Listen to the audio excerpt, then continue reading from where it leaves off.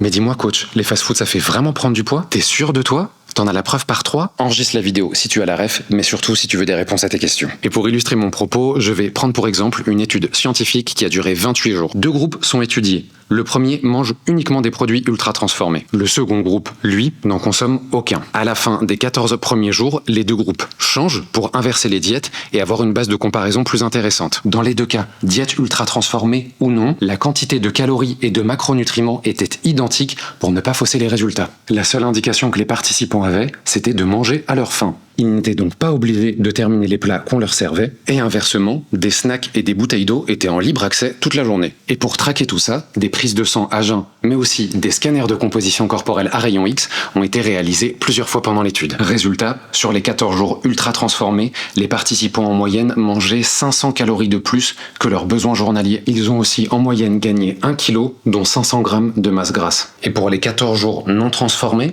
ils ont en moyenne perdu 1 kg, dont 300 grammes de masse grasse. C'est tout? Bien évidemment que non. On a également observé une baisse de la gréline, l'hormone de la faim, une baisse aussi de l'insuline, l'hormone qui stocke les sucres sous forme de gras, mais aussi du cholestérol, des marqueurs d'inflammation, mais aussi de la glycémie à jeun. Je dis ça, je dis rien, mais abonne-toi pour plus de conseils.